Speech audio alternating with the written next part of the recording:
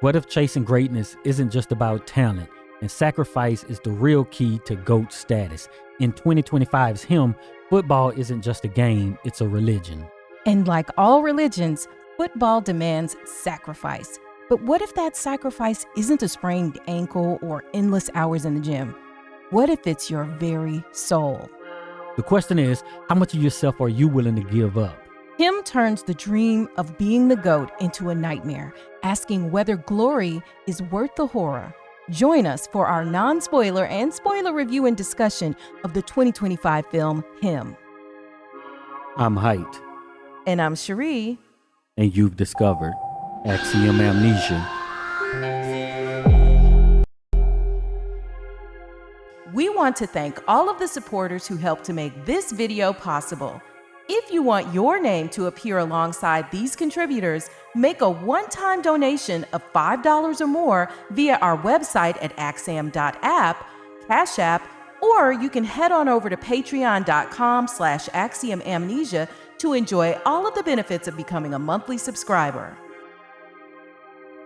As we mentioned, this will be both a non-spoiler and spoiler review. So what we'll do is we're going to have the non-spoiler review first. We'll do our rating. And then after that, we will let you guys know when you can hop off the call if you don't want the film spoiled for our deeper discussion. So a little bit of background information. Jordan Peele's Monkeypaw Productions basically is the one who produced this film. So Jordan Peele is not the director. And y'all know Jordan Peele from all of his great films like Nope and other films, right? Nor the writer, right. But the director of this film is Justin Tipping, and he had previously handled sports and youth-centered narratives, and this is why he was considered ideal to merge athletics with horror. And so the other thing to mention is that the team's name in this film is the Saviors. And so it signals this deliberate Christian religious parallel, football as faith, players as disciples, coaches as gods, so to speak, or, something of the like. And of course, we can parse that later in our deeper dive discussions. But the release of this film was framed as both a sports film and a horror, but the themes do push beyond the genres. Sacrifice, ambition, exploitation, all of this stuff is touched on, a whole bunch of stuff in the movie. And we actually went into the theaters. It was playing in our little hamlet, so we were able to go and see it. And we saw it actually on the Thursday before the official release date on the Friday, in the month of September. So the cast. We have Cameron Cade. That's the young protege, the symbol of youthful ambition and vulnerability, who is played by the actor Tyreek Withers. And then we have Marlon Wayans playing Isaiah White. And he's the aging quarterback who's torn between his legacy and the obsession over the game and so on and so forth. And then in supporting roles, we have Julia Fox, Tim Heidecker, Jim Jeffries, and, these are the other players in the film. So let's get to our ratings of the movie. For plot. I was thinking about the plot. I think that I would give the plot a 7. And the reason that I would give the plot a 7 is because I feel like there was a lot of space to to talk about things. It is unique because it kind of fused horror and sports film and psychological thriller and all that together. But I think it was too much of a compromise to try to, say, oh, let's try to, you're trying to have it all. And I think when you try to have it all, too many things, too many themes, then you run into the problem of, can I deliver well for all of the people, right? Because you want a film that's like, oh, the sports fanatics will like this.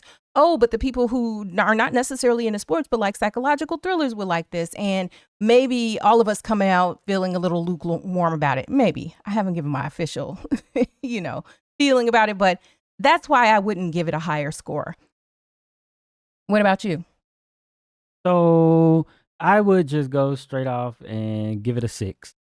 Because the thing is that, it's one of those genre exploring things, right? So we had the Jordan Peele effect, right? So he came in and he started twisting these normal narratives and turning them into horrors, basically. Mm-hmm. And we had some movies like Master, right? Oh, yeah, we had the one Hair. Mm-hmm. We had you know, it's just that these things are happening and then they try to throw in a spooky element to it and it just doesn't work the same way. If, you know, you're going to basically at the end show me why it is a horror, because sort of like Master is still what didn't ring as a horror movie.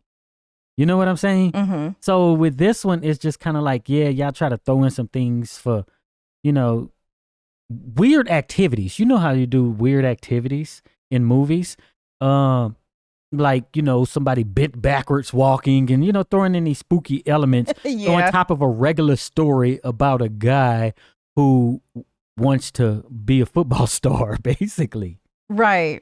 No, I feel you on that. And you know, the other thing, and we've been having this kind of discussion as we talk about all of these films really, is this idea that some stuff gets played out. You know, we talk about it a lot with like the Tyler Perry films, like the twists and, you know, all of that stuff. And we, you know, you kind of want to ask yourself like, okay, is this played? I'm tired of this. You know, the idea of a twist or, oh, it just when you thought it was something else. So it takes a lot more, I feel like, today to surprise an audience than it used to take in the past. Yeah. I think it would be a much better film if they didn't try to make it like this horror thing and twist it and lean more into like this idea of like, what I see is the experiments that we talk about, right? Stanford prison experiment and all this stuff and how far somebody is willing to go for their dream. Right. And then we can stop it there before we get into the now be scared in that other sense of scared. Right. Yeah. So that's how I kind of feel about the plot. Want us to cover your favorite movie ASAP? A one-time contribution of just $50 or more to Axiom Amnesia gets you a deep dive on demand, a 30-minute discussion on any film you choose. It's easy. Step 1, send $50 via our website, axiom.app, where you can pay via card, Apple Pay, or you can pay directly via Cash App at $Axiom Amnesia. See the links below. Step 2, tell us your movie, email, the name you want to appear on screen, and what kind of deep dive you want. General, a specific character, a particular aspect of the film, etc. Step 3, watch your deep dive on demand with your name listed as executive producer. Lock in your deep dive on demand today and hurry. Spots are limited. This offer is not valid for filmmakers or distributors. Subject to availability and terms apply. But I would like to talk about the cinematography. For cinematography, I'm actually going to give this a 10. The shots that you see in this film are very vivid. I felt that when it needed to be dark, it was dark. When the coloring was right, the angles were right. And there is some very vivid violence in this movie. What was the last movie we watched where you pointed out that there was just a lot of violence? I don't even remember. I can't even remember, but a lot of bloody gore. But anyway, a movie that we were reviewing, and this movie does, but it's precision. It's like they're going to show you stuff from multiple angles. And I mean, I could not argue with the cinematography on here. And of course, you know it's going to be good. Jordan Peele in the past, even though this is a different director, Jordan Peele's influence on his films, I mean, you just know that the angles are going to be good. It's just going to be good, I feel. Yeah. So I think I'll give it about a 9. It won't get a 10 because there's some parts where like they, you know, like everything, it was great, right? The shots, the visuals and all that, the lighting, coloring, the uniforms. But so like there's a couple parts where it's like you would show it in a different sort of spectrum, right? Where we're not looking at the visible spectrum of light. Right. So it's maybe showing something that looks like a X-ray or different or some thermal sights or that sort of a thing, right? But I think that maybe cheating, right, to not have to show a certain thing, but then I'm looking at it like, okay, I wonder how they done this, but then I think it was part where they were showing this, but there was dialogue, but their mouths weren't moving right. You know what I'm saying in those parts. But yeah, and I think it probably just could film it with actual like thermal sights or something like that. Oh. You know, you probably could, and then just change the color and stuff and how you want it to be and add in your CGI. But yeah, I kind of didn't like that. And then there was this part where You've probably seen it in the trailers and stuff where they're filming through the helmet, right? And people who know about football look at the helmet, the face mask, and they're like, yeah, that's not a quarterback's face mask. He's supposed to be a quarterback, right? Mm-hmm. But they did throw in the dialogue of him mentioning that this wasn't like a quarterback's helmet, whatever, a linebacker helmet. Yeah. Yeah. So, okay, that's funny. And this, let me just full disclosure. This goes to show how little I know about football because I thought everybody wore the same helmet. The same. You notice how some people got a bunch more bars on in no, their face and stuff? I have not noticed it, which is why I felt like I wanted to point out that so they're trying to make this for a bunch of different people. You did notice in the past that the kickers would have just one bar across their face, right? No. Okay. I didn't notice anything about helmets. I thought they were all the same. And that the only thing that changed was like the helmet over time. So like obviously in 1932 or whatever, their helmets would look different. They had like leather helmets or something. Yeah. And then later on, they evolved. But I thought if on the team there was one helmet, So what one thing, what you need to know about the film, if you want to know, is that it talks about like they throw in some history of football, and I never checked to see if it was factual at all. Right? Go to the comments if you've seen the movie and let us know if the stuff they say is true. Yeah, so they threw in some stuff about the history of football, so that was kind of good too, And then, they show like some old uniforms and stuff because it's basically, that same kind of a thing with Sinners, right? Oh, this thing through the ancestors, basically. You have that sort of an element that's going on. Yes. So let's look at entertainment. Was I entertained by this film? Actually, I'm giving entertainment a 9 because most movies I was sort of forced to pay attention because obviously we were covering this review. And I felt like it kept me, because I wanted to figure it out. I wanted to know what would happen next because I think that the trailers gave you a whole lot. And so I was like, okay, just like you do when you watch a trailer, you're kind of figuring a lot about it. The one trailer that I watched that I was like, I have zero idea. Remember the trailer for Nope, the Jordan Peele movie? When that came out, it was what is this movie going to be about? Like you literally had no clue. It was not that much information. But he was going on the strength of Get Out, knowing that it was supposed to be so great because we knew it would be good because it was him and Us, right? So his third movie that he put out, it was like the trailer didn't give you that much information. Yeah. So that's probably going to be a problem with this because a lot of people kind of build this and how they wanted everyone to think that it was a Jordan Peele movie, right? So then if people watch it and then they attach this to Jordan Peele, because it's not that. It's not Jordan Peele. Right. But if you sort of attach his name to it like that and then people didn't like Nope and then you don't think this is as great, you know what I'm saying? Yeah. Then the next one is going to kind of be a disappointment. But I think that was pushed back too. So yeah, because I was just going to say they pushed his, I think it was supposed to have come out late 2025 at first. Now we're into 2026 and who knows? But I think that the lackluster, reception of Nope really kind of impacted things. Yeah. Although I really like Nope. And by the way, we did actually do a review, a couple of different videos on Nope that I will link in the description. Yep. So yeah, so that's entertainment. Yeah. What did you get? I'll give it an 8. I think I like sports films, right? Because sports films, it give you like this motivational aspect of it and talk about drive. And so when you watch sports things, that is very easy to push those sorts of narratives because it's just like somebody wants to win something, somebody wants to achieve something. So you really don't have to do much in terms of the plot for that.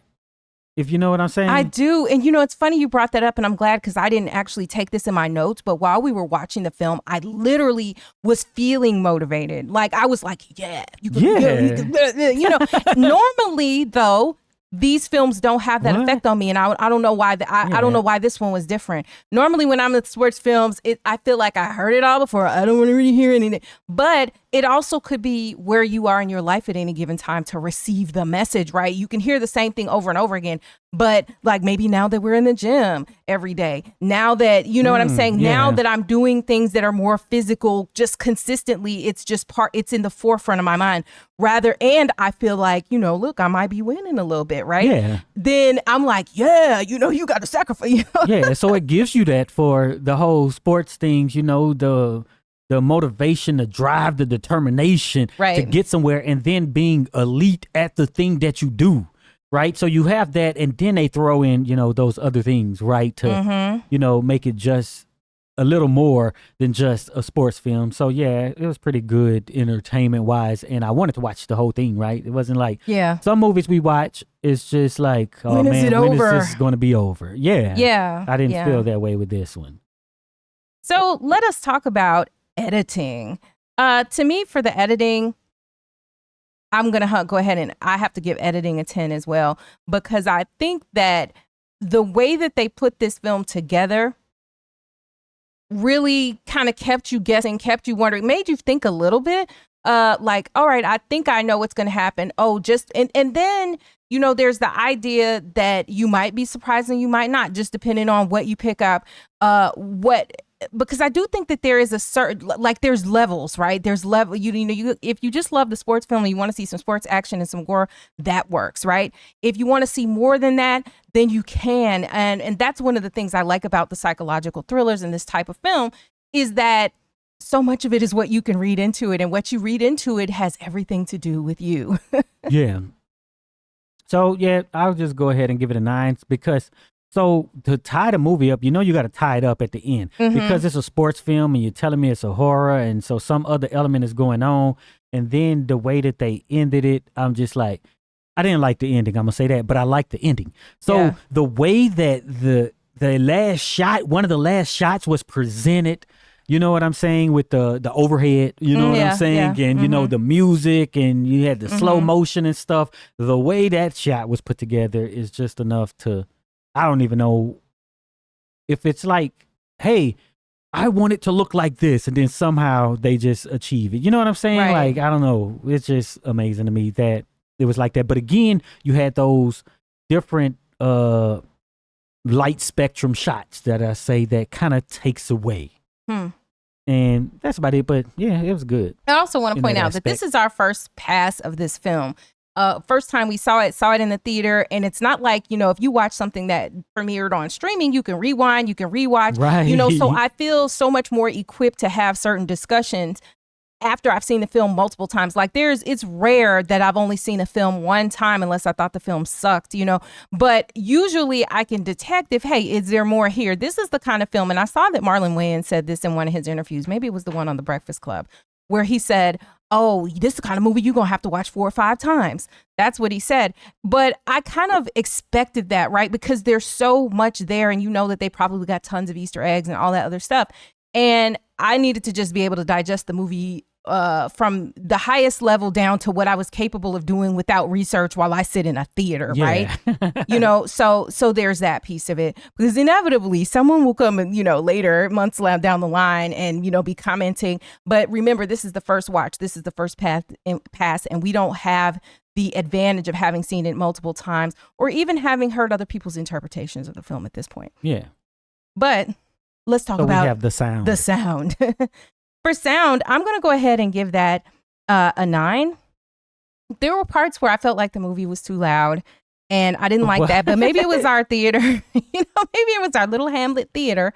I was just glad it wasn't hot in there this time. I don't know if it's just our theater, or some of these movies just aren't using the surround all the way. I'm going to need you to just pan that thing all the way on out to the sides for me. Are you skimping on the sound, people? We need to know, like, are you giving us sound or not? So that's why I'll give it a 9. It was good. The music, all that stuff, it was good. Even like, that last shot and everything with the music, everything came together good.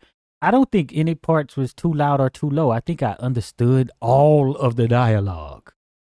Well, and the other thing that I think that they were really good at, unlike who was that? That was the that was the Spike Lee movie where you were saying that there were parts where there was music playing, like in the club, highest to lowest. By the way, with that, a lot of y'all didn't see that review. We'll link it in the description. It's on this channel. Y'all should have been watching it. If you haven't, go back Spike and watch Lee, it. Denzel, and ASAP Rocky. Yeah, and so and it was a really good movie. What's his name? Right? Jeffrey Wright. Jeffrey Wright. Yes. So let's now, though, talk about the acting, the cast. Okay, so we had Cameron Cade being played by Tariq Withers, right? And I never have seen him before. I don't know what he might have played in before. I don't know. But they had a lot of this banter going back and forth. Like he called him a African American. Oh, yes, because he's biracial. Or his children or whatever, right? But the character wasn't biracial, was he? Because I think the father was maybe biracial. Because when I looked at the father, I'm like, okay, he's black. Yeah. And then the mama was black. Yeah. Okay, so the character was not, and maybe the actor is, but then also there was a point in the film where there's a reference made to, the Cameron, the main character, standing with a black person and a white person and being told, like, you look like you could be their kid, right? Yeah. So, but we have people who aren't so-called half, right? But they still... So the issue to me is just that there is a presentation that a lot of people associate with being biracial. Right. Yeah. But you're not always biracial, and both of your parents can be black and, whatever. But I like that casting because these biracials, basically, they coming up in these sports, right? Because you got to think when we were coming up, that was just right off the heels of the civil rights era, right? So now we're getting into where, it's normal for, to have a couple that interracial couple have a kid. So now they coming in and, one of the big ones, right? Mahomes, right? The quarterback, one of the best quarterbacks, right? Probably the best, they think, who's playing. Yeah. So, we got that. And yeah, so this is, and we, of course, in the NBA, we see it like. Yeah, all the time. But I just think that, we're in a world today where people can, get with who they want to get with a lot less flack than they used to be in the past, And so now I think it happened. It started happening, but it happened a lot in the 70s, right? And then it happened even more in the 80s, more in the 90s, and so on, to where, it's just a commonplace thing today, which is good for people having the choice in their lives of whomever they want to spend it with, right? Right. And so... so Cameron Cade, I say all that to say that he just played his role. So I don't look at him like, this is a black quarterback, but just to think about the strides that had to happen. So Warren Moon, who was basically the best coming out of college, and we got a whole line. We had Charlie Ward and all these people who weren't even drafted into the NFL, right? And now we're starting to get these quarterbacks being top picks and high up in the drafts and stuff, right? So that is what basically this character is. He's still basically a black quarterback who is a top prospect.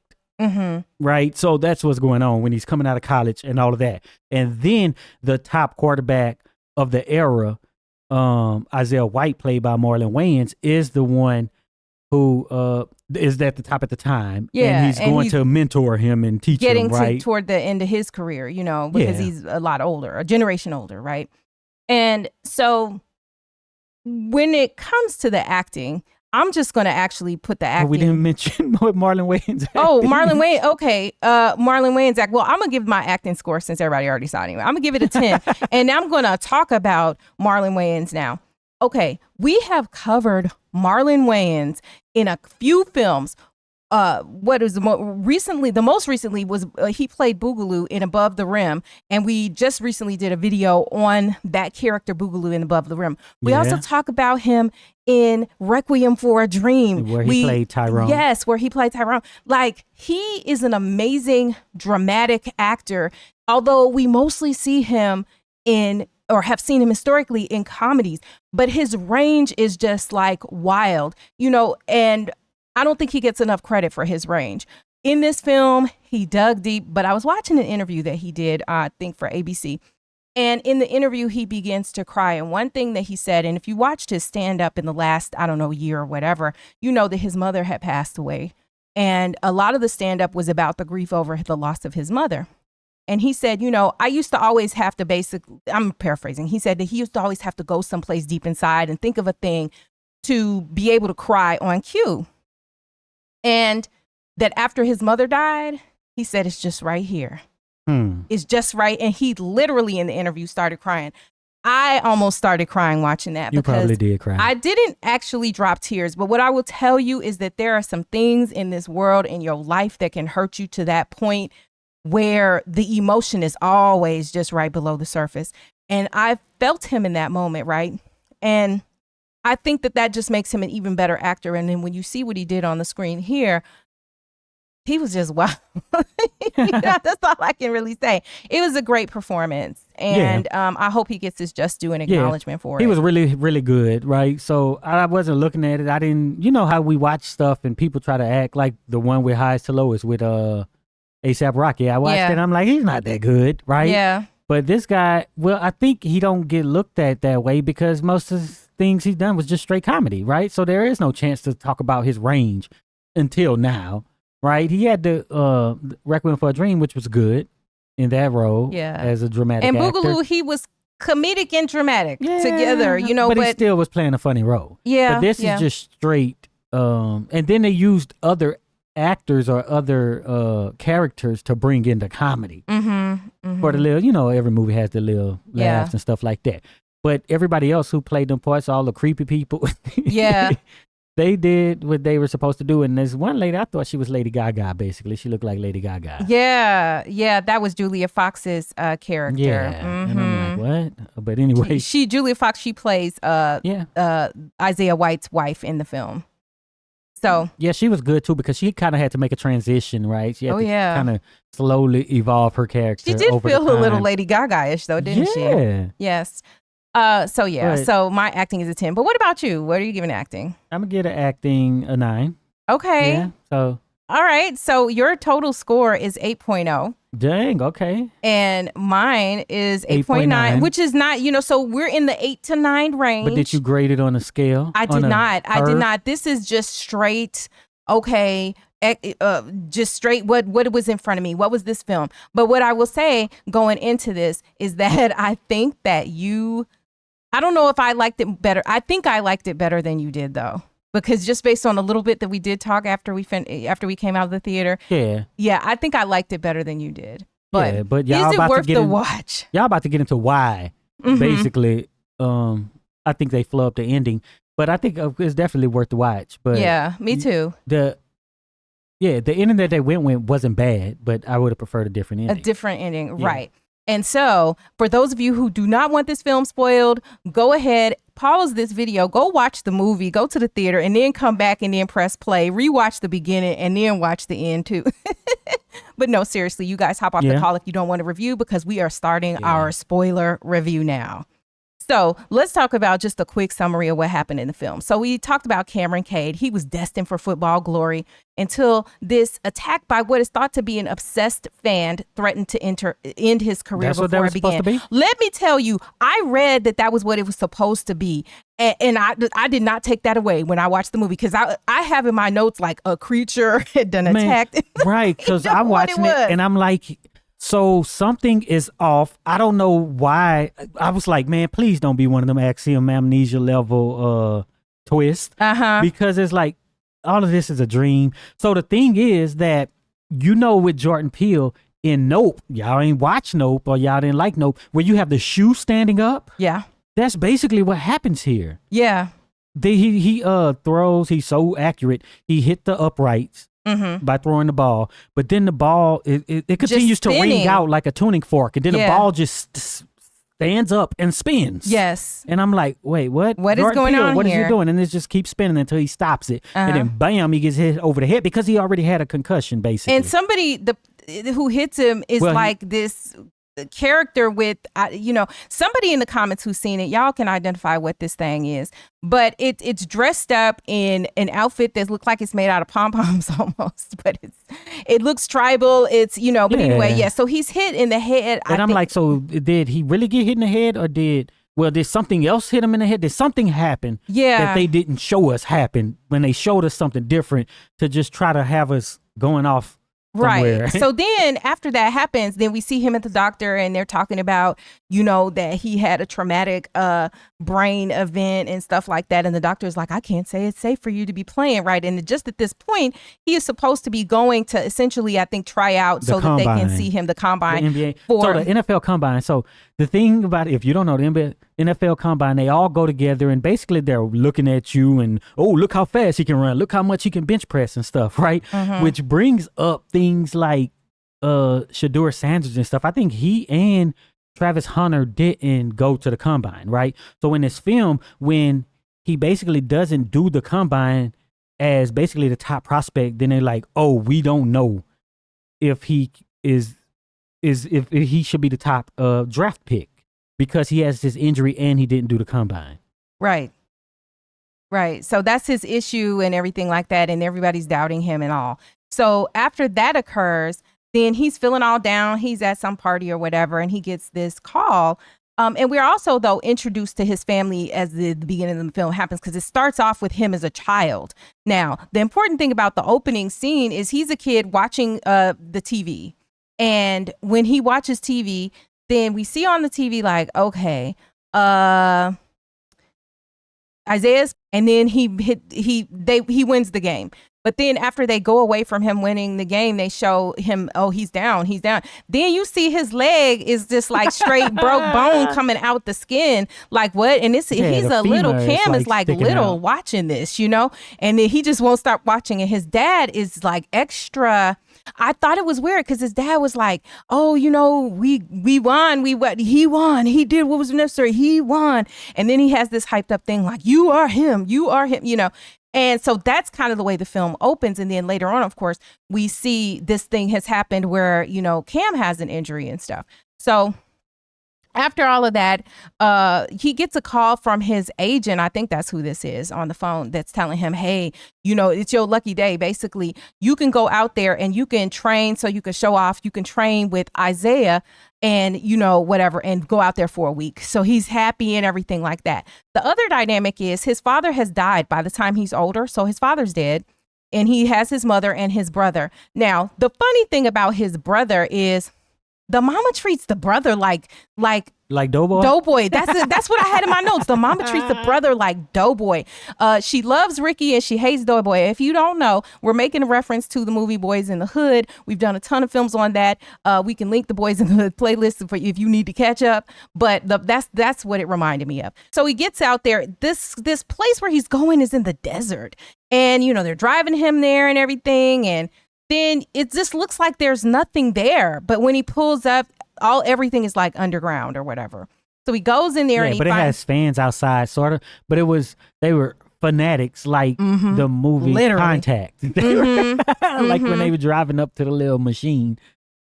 Yeah, and so when that happens, he's at this place, he's gonna go, and then he gets to meet Isaiah face to face, and Isaiah's having this conversation with him or whatever. One thought that I had about where the headquarters was, it's in the desert, but it kind of looks like the way they describe Egypt, or the way when you see the pyramids, exactly. It reminded me of that. And so that's the point, right? Isaiah welcomed him in though. And then he's telling him, just kind of showing him the ropes. Hey, we're going to get started. Isaiah is in there doing, I guess you would call it maybe taxidermy, but he's working on mounting the heads of animals that he done killed. I thought he was doing like leather work and stuff too, though. So I don't know. So he up in there doing something with what used to be live creatures. And so the thing that I took away from that is he tells Cam in the process of everything, like, oh, this is what you're going to need to do and da-da-da-da-da. This is where he tells him the story of Native Americans, he calls them Indians, and how the history of football you referenced earlier about with not knowing if this was true. I don't know if this is true, but at the end of the day, the bottom line was he talks about how the Native Americans were smaller than the white guys who they were playing football against at this point in history.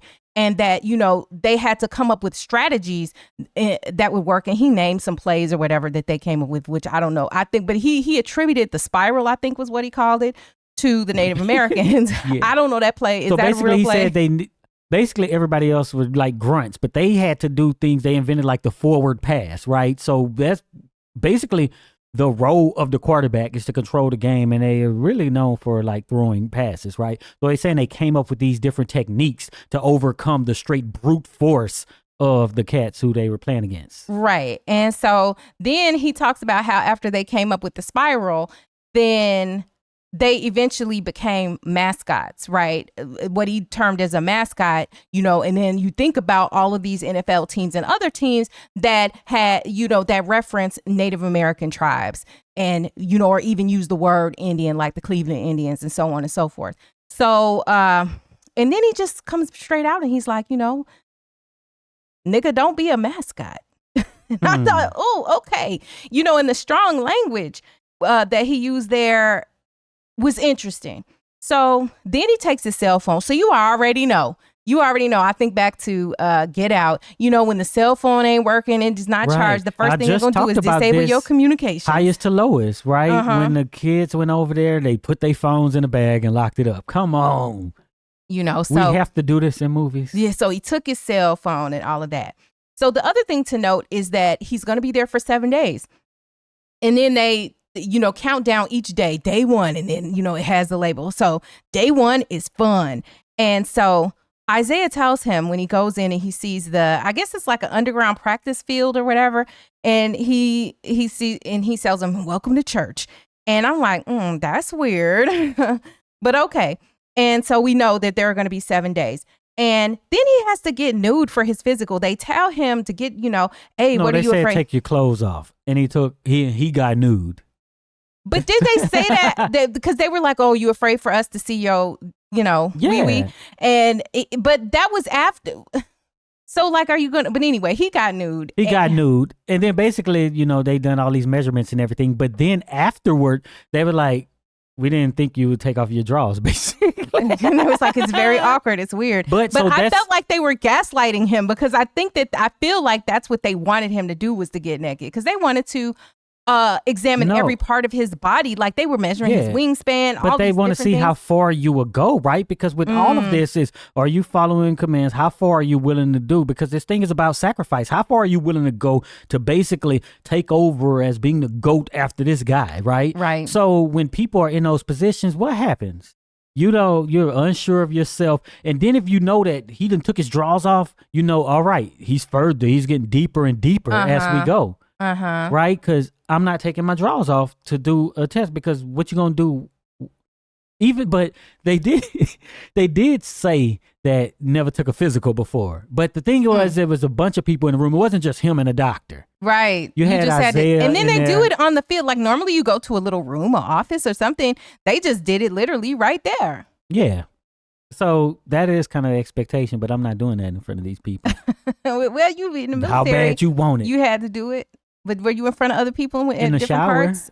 But even when you got your physical, like, didn't y'all have to line up or it actually was individual? See how they have you believing when you watch these YouTube boot camp videos, they will make you believe y'all just lined up and they did whatever, you know? Anyway, so then he asked Isaiah, how did you get back on the field? Because, you know, his leg was just snapped in half. And, you know, with that catastrophic injury. And then Isaiah just goes into like what it is to be a black quarterback. Basically, that he had to be better than everybody else. And, you know, you would have normally had to be that anyway, but you had to be even better than better, right? You had to be the absolute hands down best. And then they talk about what is his values, right? Cam's values, you know, and Isaiah telling him family is only going to take you so far.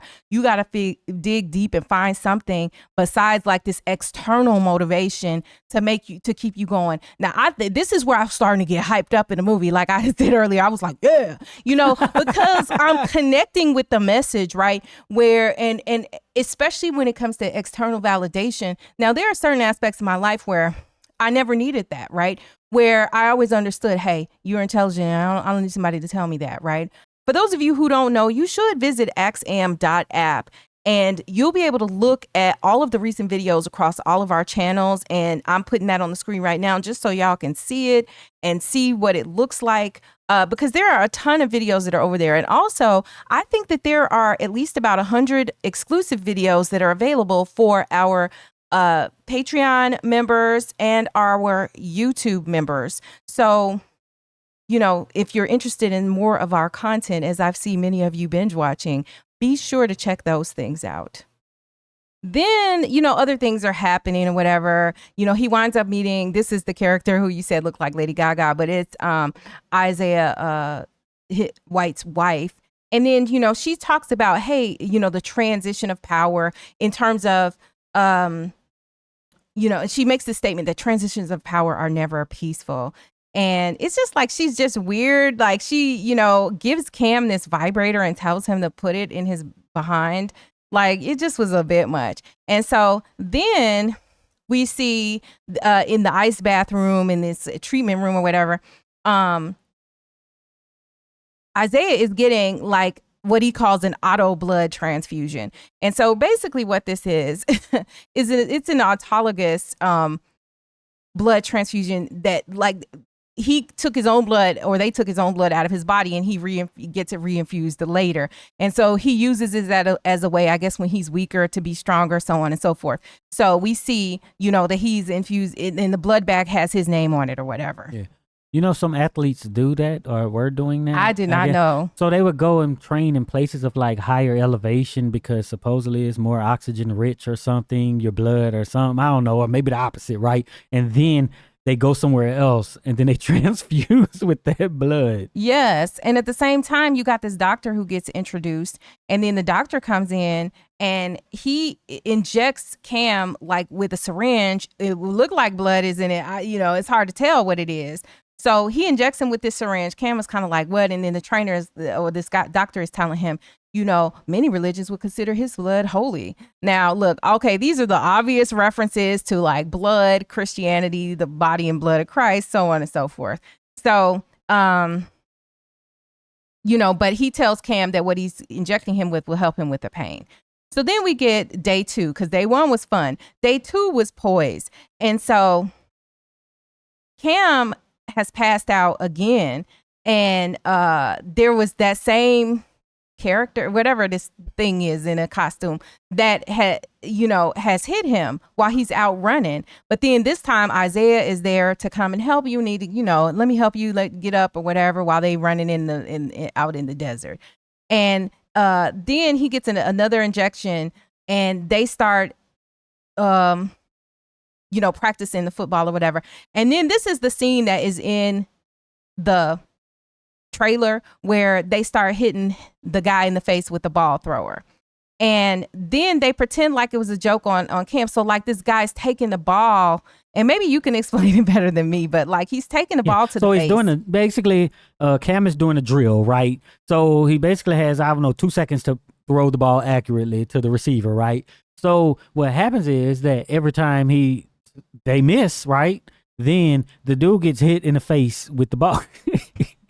We get hit in the face with the ball.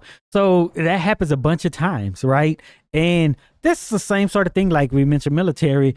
His father was a Marine, right? So the thing happened, you got your mass punishment, and people who play sports, you got your mass punishment. One person mess up, everybody push, right? Everybody got to run laps, and everybody got to do suicides, right? But this is everybody mess up and one person got to play. Yeah, because he asked for a volunteer. This guy volunteered, and his face got tore up, his tooth got knocked out and everything. Until the point where, Cam realizes that it's on me, because he basically tells him, you the quarterback, because he was blaming everybody, talk about give me some better receivers.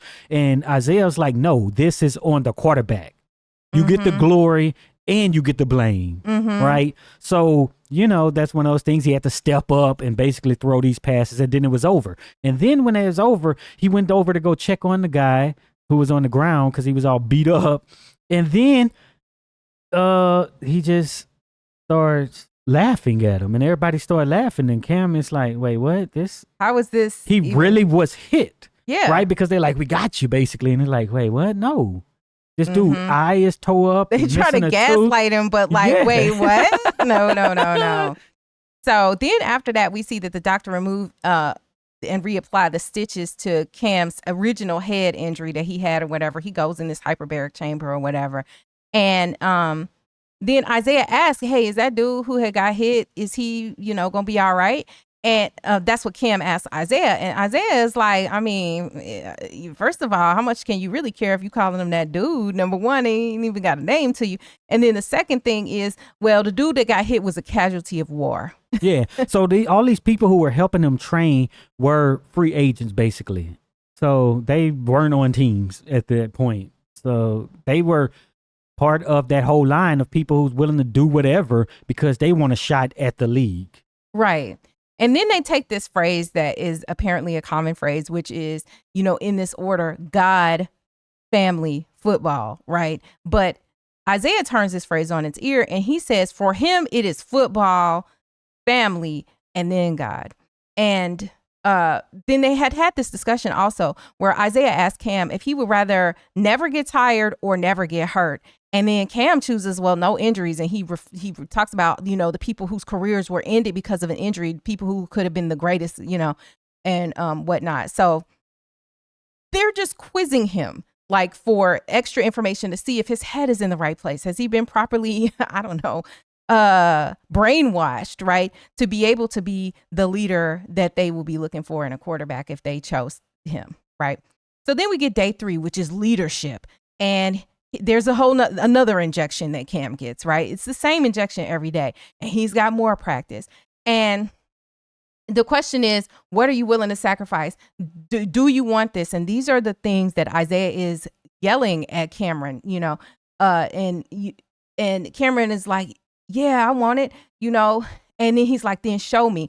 So this is where we start to see the skulls of the people as they're in these helmets or whatever, looking like x-rays, right? So you don't see a regular image. You see like an x-ray image of these bodies clashing into each other and stuff. And so then Cam hits a guy so hard in the head. And then after that, it's head to head. Mm-hmm. Yeah, he just starts gloating. He's like, come get your dead homie, and so we're seeing him change as this film is going on. It's only day 3. And then Isaiah is like, yeah, I'm proud of you. And, he hugs him and everything. And then everybody, starts celebrating and stuff. And the dude is just on the ground out. Yeah. And he's like, all the saviors say amen. And they chant and they sing this in a circle with this dude on the ground. Yeah. And Cam is included. So now he is part of this, Yeah, but when I saw that, I thought it was Cam who had got knocked out like that. Because I was like, dang, and tore itself up. Because, it wasn't in our visuals. Spectrum, right? And then visible spectrum. And then, I see the other dude on the ground. I'm like, dang, that's crazy. But this dude had already had a traumatic brain injury, right? That's what he was dealing with the whole time. Yeah. But yeah. Just get more. But you got to say, I'm willing to just break my body all the way down for this, And so we got to talk about the name of the team. The team's name is Saviors, right? And, immediately when I heard the Saviors, I was like, oh, okay, maybe that's supposed to be a playoff of the Saints, right? But the Saints, when you think of what is a saint is like a human person. A saint is, a human person who just they were exemplary, right? They did great things and they were good. But they're still a human person versus the Savior. In this case, all of these references to Christianity would be Jesus, who was not merely a human man, right? So, but you got a team who decided we're all the saviors. We're us human people, we the saviors. And so there's this exalting of oneself to God's status almost, right? But yet, who is the God? Is the God? Football is the God. The owners, it still is very muddled up, at this point in the film. And so Cam also seemed to be having hallucinations as the film goes on. And then, he sneaks and calls his brother or he's trying to talk to his mom on his mom's birthday or whatever. And so he talks to them a little bit. On a landline. Mm-hmm. And then the doctor interrupts him talking to his mother. And then the doctor starts offloading his own problems. He's like, you ever kill yourself for a job? He's like, I can't see my family and my kids. And then he was like, oh man, really? He was like, well, I don't really have a family and kids, but if I did, I wouldn't be able to see them. And I was just like, okay, so this is actually kind of funny because we always talk about labor. And this is like a labor issue, right? Because this man is on call all the time, and yeah, he's getting paid good money, but he's in the grips, right, of his desire for the money, probably the prestige of such a position, all that, yeah, and everything that he's given up in the process. And then he starts talking about gladiators, like as in, back in the old days when, the ones that would fight and stuff like that. And so then Cam asks Isaiah, what's it like being the GOAT? And Isaiah tells him, I used to think it was a blessing, but then now what's the use of having it and being the GOAT when one day, you're going to have to give it all up? And then he tells him about a recurring nightmare that he has where he's watching TV on a dirty couch, watching somebody else do what he's so damn good at. And then he said that, sitting on that sofa in that dream, he missed everything about the game. The locker room smelled like brotherhood, he said. And he was like, ugh, really? That's disgusting. But the point being... Right, because at this point, Isaiah hadn't really retired yet, right? But, you got this older star who's on his way out. It's crazy because Marlon Wayans is in his 50s. But... But yeah, so you got this star who's on his way out, but he still took this guy under his wings and started to train him up so that he could be in shape to be able to take over his spot on the Saviors. But we see that through all of this is about loving the game and wanting to do this and being the GOAT. He really doesn't want to give this up. Right. And Isaiah then confesses also that in his life, he's lost a lot. He's had so many losses. And the only thing that's been consistent is football. People would come, people go. And that he never had a family until football. And so then Cam is like, oh, well, I can't wait for kids and a family. That's what it's all about. So here again, you not really understanding that Isaiah said it's football, family, God. You over here talking about your family come first. that ain't what Isaiah's talking about saying. How he want his little African Americans. So Isaiah said, you find your own way to greatness and basically be free. Don't be me. And Cam is like, well, what do you mean? And then he answers with this question. If you starving to death in a prison and somebody asks you if you want food or freedom, do you really have a choice? Yeah. That's the whole thing with the whole history of slavery, right? That's what's told when the word came down. It was like, you want to stay here and work the land, or you want to go out with nothing? Mm-hmm. But yeah, I guess you do have a choice. I feel like I'd want my freedom because I could get food. But it depends how starved you are. Yeah, right. But if I get food, I ain't never going to be free, right? So... yeah. So then he's in the sauna, Cam is, and then this woman, one of the, I almost called her like a ghoul. She was one of the people who was one of the fanatics outside. She done snuck in the sauna and then she attacks Cam, and Cam like chokes her out. And she looks like a ghoul. That's the issue. She's like under the bench and she come crawling up out of that thing. Want you. And I'm like, the ring. Yes. She's like, we don't want you now. It's the same thing she said. We don't want you is what she said when they pulled up and she was like on there on the car as he's trying to come into this compound or whatever. So then after he strangles her, he's like, oh my gosh. She's like, what did I do? And then Isaiah, that's what they call him, Zay is there too. And then the chick rises up and then he tongue kisses her in the mouth and then he finishes her off. And then her other ghouls that be with her ran in the room mourning her after that. It was just the weirdest thing. Exactly. And then Isaiah's like, when you are God, there is no peace. Bruh, what? So now you God at this point? Okay. So then he says, he does for us, so I play for him. So he's talking about God. So you're not God. You're saying you play for God. And I owe it to the fans. So this is his disposition. So then Isaiah's wife goes on to say, in our world, this is just a regular Tuesday. And she's just making small talk with Cam. And so I also had at this point to realize that, okay, so it's Tuesday now. We're on day 3. Sunday was day 1, just like in the Bibles. I had to, Yeah, but I think we left out that when the lady popped up, he started strangling her. Not immediately. She attacked him. Yeah, but he strangled her, and then basically she stopped moving. He strangled her to the point where she stopped moving. But and then that's when he panicked a little. Right, he panicked because he thought that he offed her, but then she started moving again, and then that's when Isaiah come in and tongue kissed her, and then he finished her off. It was weird though. Like, why you kissed her in the mouth? It just was weird. The whole thing was weird. So then basically Cam is in the room with women because he's talking to Zay's wife at first, and then he's in the room with these women, one of them being Zay's wife, and then he wakes up the next morning, which is day 4 of resilience, and so he wakes up. He seems like he's hung over, I'm guessing. I don't know. But anyway, Zay is sitting there and he's like, did you F her? And Zay has a gun and he's like, I can't believe you stupid ass fell for that, And so Zay says, if you two, and then the guy's like, I got a girlfriend, right? This is what Cam says. And he's like, if you too afraid to hurt your girl's feelings, and there ain't no way you could be the face of this franchise. Real killers don't give a F who they hurt. This is still the hyped up rhetoric that, Zay is giving him in terms of how he's going to have to be, what it takes, what you sacrifice, to be the leader and all of that. So then this day they go shooting practice or whatever. So they're out there shooting in the desert. And then Cam is like, basically like he's thinking about the lady that he almost killed. And they say, I don't know what lady you talking about. And then I was like, hold up, no, we ain't gonna do this. Please don't do this to me. Yeah, and then a few minutes later, Zay tells him, he's like, oh yeah, that lady, Yeah. So he tries playing with him, gaslighting him. Yeah, but they bring out this other thing because they're out there shooting, right? And they bring out this figure and has it sit there and then basically have Cam shoot it. And I was like, was that a real person? And then he says, oh, that lady. So I'm guessing that was the lady that he made Cam shoot. Like, bruh.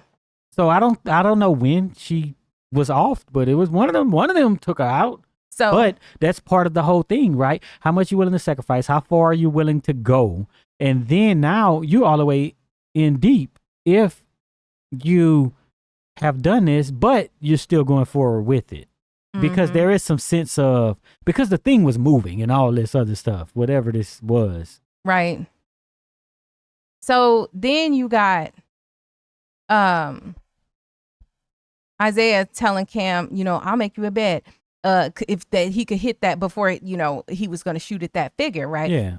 I'll make you a bet. If you hit that, you can have everything, the cars, the whole life, all that. But if you lose, I'm going to take your youth. Look, this really sounds creepy. But Cam is like, no. And he knows he could hit the target too. But he's just like, no, I like to get my wins. I like to earn it, basically. And he hits the target after that. And so then on this day, Cam is injecting himself. So they don't inject him anymore. He starts injecting himself.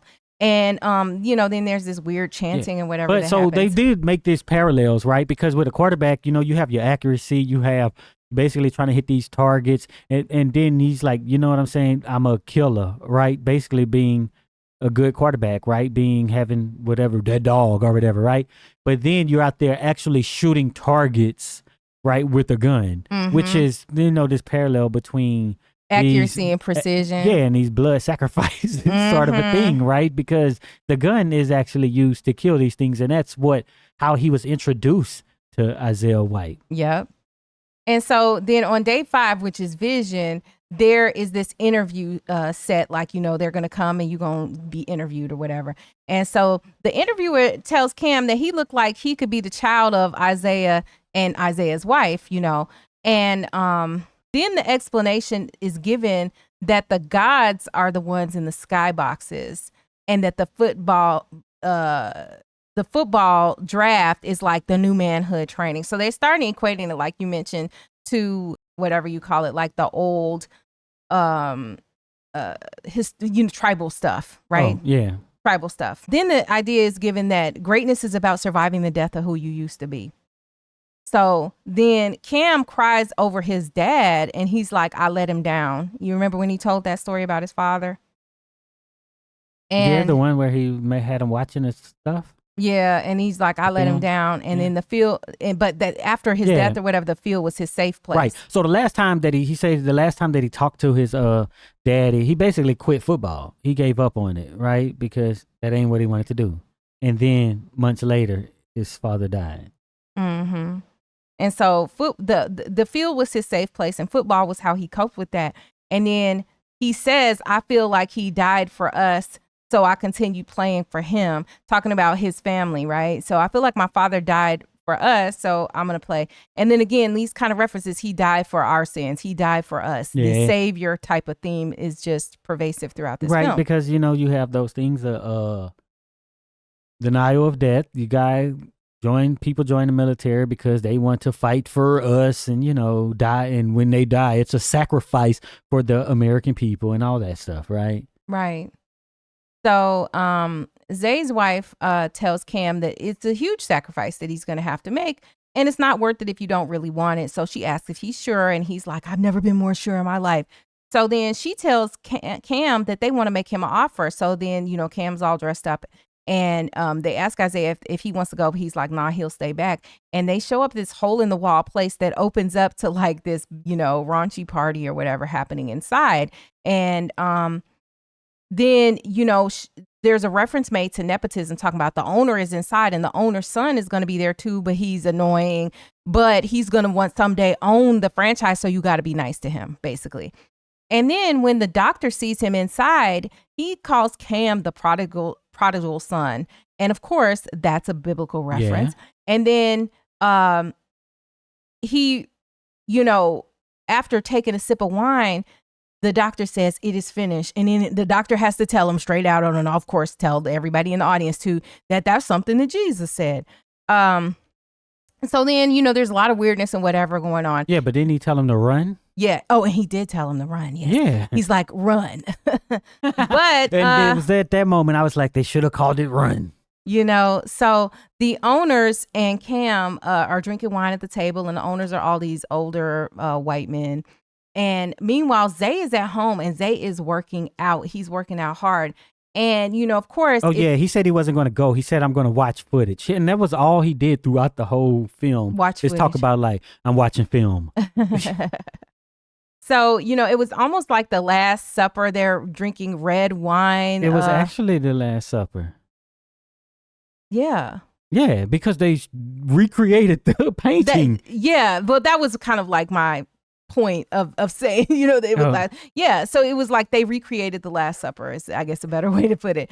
And so then the next thing you know, the doctor's head is on a platter, just like John the Baptist's head was on that platter. And then Zay's wife is stabbing up people in the place. Like it was just weird and very violent in this moment. So that was the end of day 5. Then we get day 6.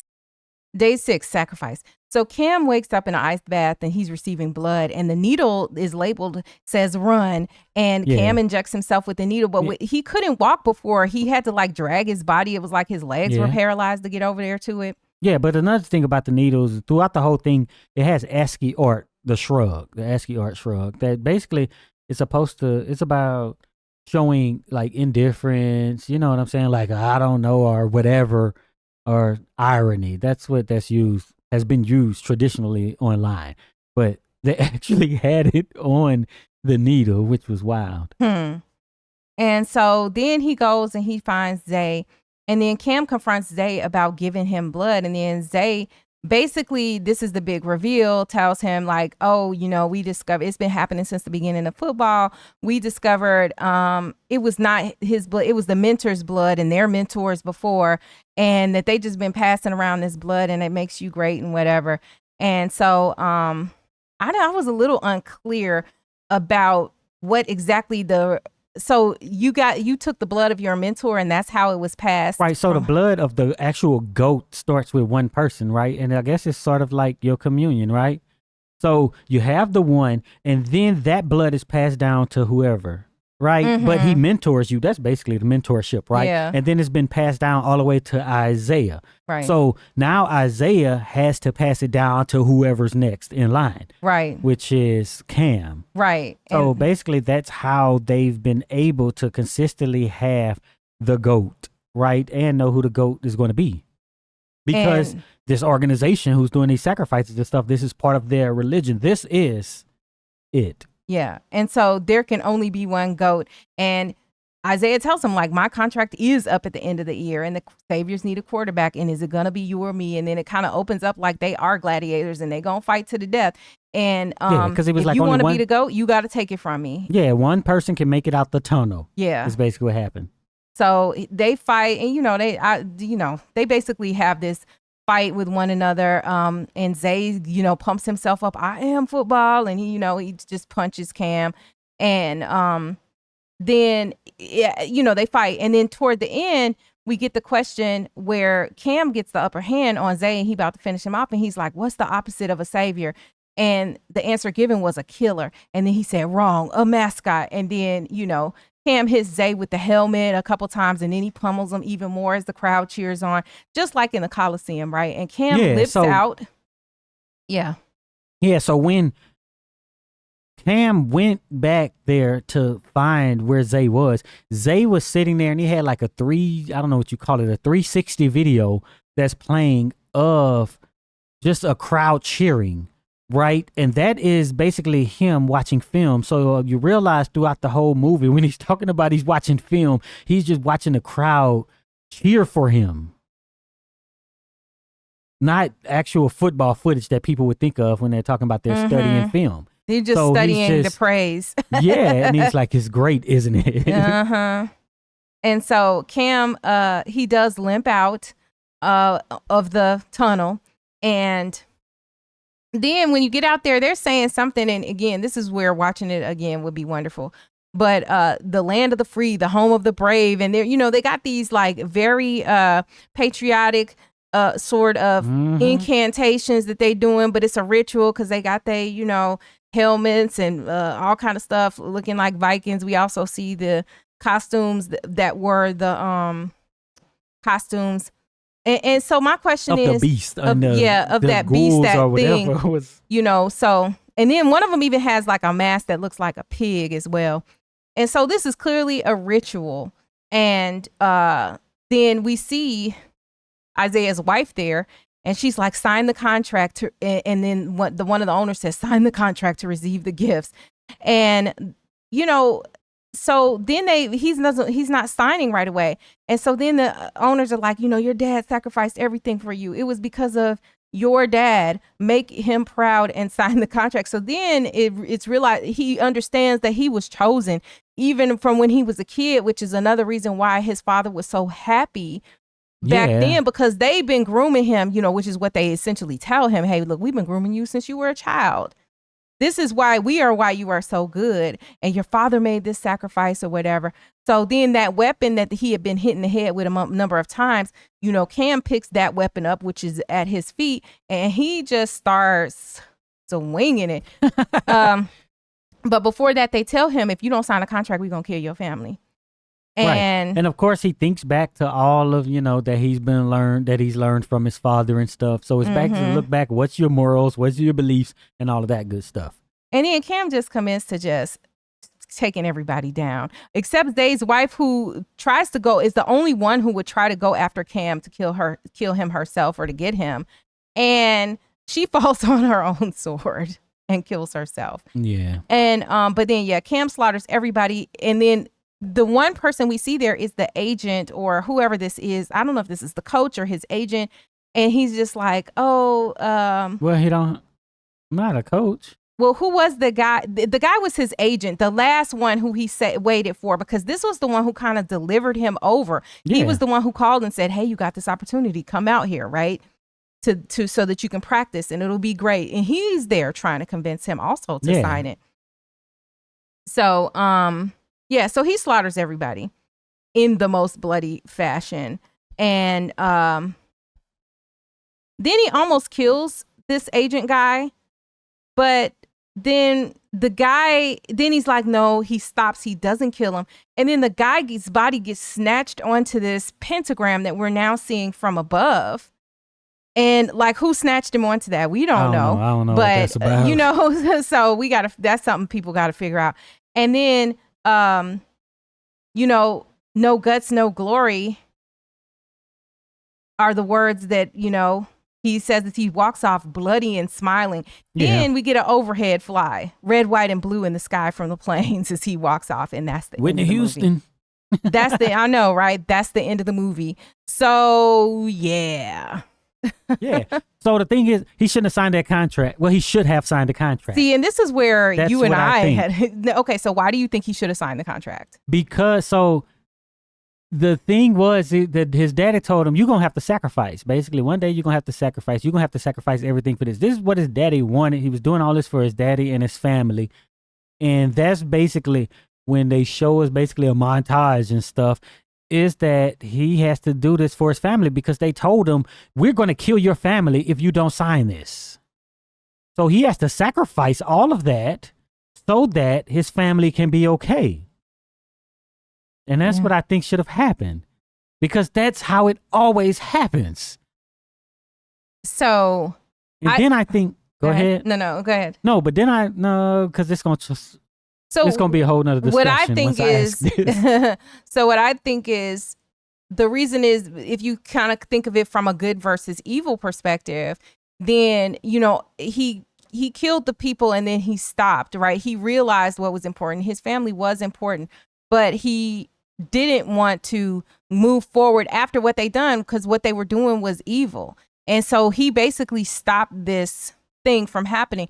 And then if you go in, into the whole idea of the religious symbolism and stuff, like, they were not serving God, right? They were serving a God, the football God, that whole thing, right? So again, he was choosing not to go with the dark side, not to go with the bad side. Yeah. And that makes sense, but if he signed the contract, then you're just perpetuating it. Okay, yeah. And someday you're gonna get killed. Yes, that's what happens. Yeah, right. So. But my thing is, so did the father sacrifice himself? We picked you young, groomed you. This dude went off and fought and died, probably, right? To make a way for his son to be in this position. Yeah, well, the father definitely sacrificed, but no, I'm talking about like to this cult or whatever. This secret society is. I don't know, because they blatantly say your daddy sacrificed for this, and we picked you a long time ago. The bottom line is that I need to see the film. Probably the Marlon Wayans was right. I need to see it about 5-6 times, at least another time, so that I can examine all of that. Because it also is hard where I was trying to jot down notes here and there to be able to remember the order of operations, etc. And, inevitably you miss a few things, but yeah. Yeah. So. But it's a worthwhile watch. I want to hear all of the takes on it. Now that we kind of got our initial take, I'm looking forward to watching other people's, views and unpacking and, whatever Easter eggs and stuff like that. But I think it was good. Yep. So that is our review of the 2025 film here. Go to the comments and let us know what you thought, if you've seen the film, if you intend to watch it. And also, if you want to have further discussions, what should we talk about this movie, and what would you like to hear about? If you made it this far, type mascot in the comments so we'll know you're one of the real ones who stick around to the end. And be sure to check out one of the videos that's on the screen right now. And also visit axiom.app, where you'll find all of our recent videos in one place where you can watch them and get links back to YouTube to watch them here.